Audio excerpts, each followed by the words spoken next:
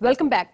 అర్హత అవకాశం రెండు ఉన్న ప్రధాని పదవిని ప్రణబ్ వద్దనుకున్నారా లేక దాదా రాజకీయ ప్రతిభే అతనికి అడ్డంకిగా మారిందా? ఇందులో ఏది నిజమన్నది ఇప్పటి వరకు కాస్త కన్ఫ్యూజనే. ఈ అంశంపై ప్రణబ్ చెప్తున్న మాటల్లో వాస్తవాలెంత? మొత్తంగా ప్రణబ్ తనతో పాటు సమాధైపోతాయి అంటున్న ఆ రహస్యాలేంటి? ఇక త్వరలో రాయబోతున్న ప్రణబ్ ఆత్మకథ 3వ భాగంలో ఎవరు టార్గెట్? ఆ పుస్తకంలో వెలుగు చూసే రహస్యాలేంటి? తన ఆత్మకథను 3 సంపుటిలుగా విడుదల చేస్తానని ముందే ప్రకటించిన ప్రణబ్ ముఖర్జీ ఇప్పుడు ఇలా టర్బులెంట్ ఇయర్స్ పేరుతో 2వ భాగాన్ని రిలీజ్ చేశారు. అయితే ఈ పుస్తకానికి పేరు పెట్టినట్లు టర్బులెంట్ ఇయర్స్ అంటే కల్లోల కాలం అని అర్థం. అయితే ఇందులో ఎవరు కల్లోలాన్ని ఎదుర్కొన్నారన్నదే ఇప్పుడు అందరి ప్రశ్న. రాజకీయంగా ఆ 16 ఏళ్లలో ఎన్నో సంఘటనలు జరిగాయి. కానీ అవేమీ ఎమర్జెన్సీ అంత పెద్ద ఘటనలు కావు. తన ముందు పుస్తకంలో ఎమర్జెన్సీ గురించి, బంగ్లాదేశ్ విముక్తి గురించి, ఇక పాకిస్తాన్తో యుద్ధం గురించి ఇలా ఎన్నో సంక్షోభాల గురించి రాసుకొచ్చారు. కానీ వాటినెప్పుడూ ఆయన సంక్షోభాలుగా ప్రస్తావించలేదు. కానీ పుస్తకం 2వ భాగంలో మాత్రం అన్ని ఘటనలను కల్లోలాలుగానే పేర్కొనడంపై అక్కడక్కడ కొందరు పెదవి విరుస్తున్నారు.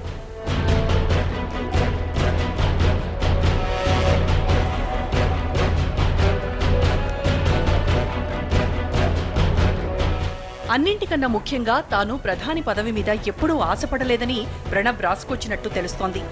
ఒకవేళ ప్రణబ్ అలా రాసి ఉంటే మాత్రం ఆ విషయాన్ని ఆక్షేపించడానికి చాలా మంది నాయకులు సిద్ధంగా ఉన్నారు. ఇందులో కాంగ్రెస్ సీనియర్లు కూడా ఉన్నారు. నిజానికి ప్రధాని పదవికి అప్పట్లో అన్ని అర్హతలు ఉన్న వ్యక్తి ఎవరంటే పార్టీలో ఠక్కున వినిపించే పేరు ప్రణబ్ ముఖర్జీయే. ఇందిర మరణం నాటికి పార్టీలో కీలక నేతగా ఉన్న ప్రణబ్కే ఆ పదవి వరిస్తుందనుకున్నారు.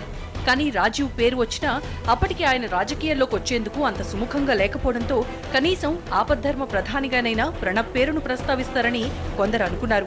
కానీ అలా జరగలేదు సరికదా, కేబినెట్లో కూడా చోటు దక్కకుండా ప్రణబ్కి అవమానం ఎదురైంది.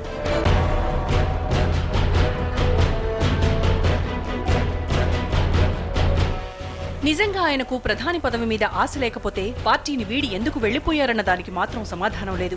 పదవుల మీద కాంక్ష లేదనుకున్న వ్యక్తి పార్టీ పెట్టాల్సిన అవసరం లేదు. మహావృక్షం లాంటి కాంగ్రెస్ లో కీలక స్థానానికి ఎదిగిన వ్యక్తికి మళ్లీ రాజకీయ ప్రస్థానాన్ని మొదలు పెట్టాల్సిన పనిలేదు. కానీ ప్రణబ్ అప్పుడు అలా సంయమనం వహించలేదు. దీనినే చాలా మంది తప్పుపట్టారు కూడా. ఇదొక్కటే కాదు, రాజీవ్ గాంధీ మరణం తర్వాత కూడా ప్రణబ్ ముఖర్జీకి ప్రధాని అయ్యే అవకాశం వస్తుందనుకున్నారు. కానీ అనూహ్యంగా అప్పుడు పివి నరసింహారావు ప్రధాని అయ్యారు. పివి తన కేబినెట్లో ప్రణబ్కి చోటిచ్చినా ఎక్కువ ప్రాధాన్యత మాత్రం మన్మోహన్ సింగ్కే ఇచ్చారు. అప్పటి ఆర్థిక పరిస్థితులను బట్టి సంస్కరణలకు తెరలేపేందుకు పివికి మన్మోహన్ తోడు అవసరమైంది. కానీ ఇది కూడా ప్రణబ్కి రుచించలేదన్న విమర్శలు వినిపించాయి.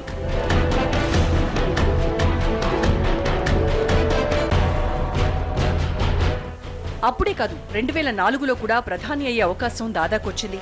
కానీ అప్పుడు కూడా సోనియా గాంధీ మన్మోహన్ సింగ్ను ఎంపిక చేసి దాదాను పక్కన పెట్టారు. ఇది కూడా ఆయనలో కాస్తంత నైరాస్యాన్ని కలిగించుండొచ్చన్న అభిప్రాయాలు వ్యక్తమయ్యాయి. కానీ ఏ సందర్భంలోనూ ఆయన తన హుందాతనాన్ని మాత్రం కోల్పోలేదు. అప్పటి నుంచి రాష్ట్రపతి అయ్యే వరకు పార్టీకి అత్యంత విధేయుడిగానే ఉంటూ వచ్చారు. ట్రబుల్ షూటర్గా ఎన్నో సంక్షోభాల్లో పార్టీని ఒడ్డుకు పడేశారు.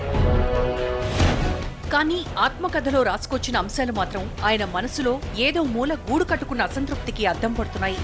ఎందుకంటే అప్పట్లో 1986లో కాంగ్రెస్ చేసిన ముస్లిం మహిళల పరిరక్షణ చట్టాన్ని కూడా ఆయన తప్పుపట్టారు. ఈ చట్టం వల్ల ముస్లిం మహిళలకు మేలు కన్నా కీడే ఎక్కువ జరిగిందన్నది ప్రణబ్ అభిప్రాయం. కానీ ఆ విషయాన్ని అప్పుడెందుకు రాజీవ్కు చెప్పలేదన్నది మాత్రం ఆయన రాయలేదు. ఇదొక్కటే కాదు, 1989 నుంచి 91 మధ్యకాలంలో మండలి కమిషన్ వేసినప్పుడు దాని పర్యవసానంగా హింస కూడా పెచ్చురిల్లే అవకాశాన్ని రాజీవ్ ముందుగా అంచనా వేయడంలో విఫలమయ్యారని రాసుకొచ్చారు.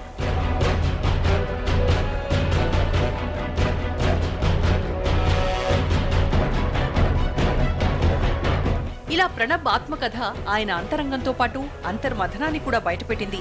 కీలక స్థానాల్లో అధికారాన్ని చెలాయించే వ్యక్తుల నిర్ణయాల వెనుక కారణాలు వారి ఆలోచనల్లోనే సమాధి అవుతాయి. వాటి గురించిన కథనాలే తప్ప వాస్తవాలు బయటకొచ్చేది చాలా తక్కువ. దీనివల్ల చరిత్ర చాలా నష్టపోతోందంటూ చరిత్రకారులు అభిప్రాయపడుతుంటారు. ప్రణబ్ ముఖర్జీ రచించిన the dramatic decade, the Indira Gandhi years emergency వెనుక కారణాలను వివరిస్తే ఇప్పుడు రాసిన టర్బులెంట్ ఇయర్స్ ఆ తర్వాత రాజకీయ పరిణామాలకు అద్దం పట్టాయి. ఇక ప్రణబ్ ఆత్మకథ 3వ భాగాన్ని మై యాక్టివ్ పొలిటికల్ లైఫ్ పేరుతో రాయనున్నారు. ఇందులో 1996 నుంచి 2014 వరకు చోటు చేసుకున్న రాజకీయ ఘటనల్ని రాయబోతున్నారు. అంటే ఈ పుస్తకంలో సోనియా రాహుల్ ని టార్గెట్ చేయబోతున్నారన్నమాట. 1997లో సోనియా గాంధీ కాంగ్రెస్ అధ్యక్ష పదవి చేపట్టినప్పటి నుంచి ఇప్పటి వరకు పార్టీ అధ్యక్షురాలుగా కొనసాగుతున్నారు. ఇక 2004లో ప్రత్యక్ష రాజకీయాల్లోకి వచ్చిన రాహుల్ గాంధీ ప్రధాని అభ్యర్థిగానే ప్రొజెక్ట్ అవుతున్నారు.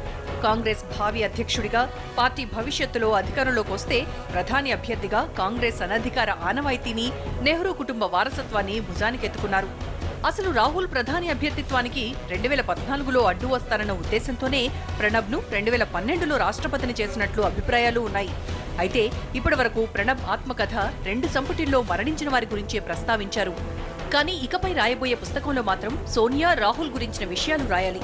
మరి అప్పుడు ఏ విషయాలు రాస్తారో, ఏ విషయాలు దాస్తారో అన్నది ఇప్పుడే చెప్పలేం.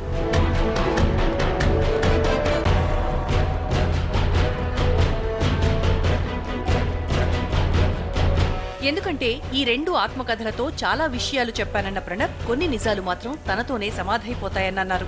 తన పర్సనల్ డైరీలను డిజిటలైజ్ చేయాల్సిందిగా తన కుమార్తెను కోరానని, వాటిలో ఉన్న అంశాలు, నిజాలు మాత్రం ఎప్పటికీ బయటకు రావని చెప్పేశారు. ఇంతకీ ఆ విషయాలు ఏంటన్నది కాకపోయినా ఏ అంశాల మీద అన్నది కూడా చూచాయిగా చెప్పలేదు. మరి ఆయనలో సమాధైపోయిన ఆ విషయాలు బయటపెడితే దేశానికి ప్రమాదమో లేక కాంగ్రెస్ పార్టీకి ప్రమాదమో తెలియదు. కానీ ఆ విషయాలేంటన్న అంశంపై కాంగ్రెస్ సీనియర్లలో సీరియస్ గా చర్చ కొనసాగుతోంది.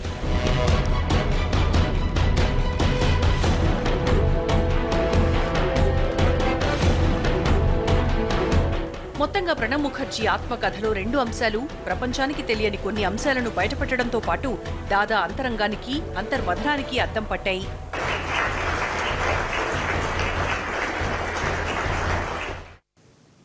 ఇది వాళ్ళ స్టోరీ బోర్డ్. మరో అంశంతో మళ్ళీ కలుద్దాం. నమస్తే.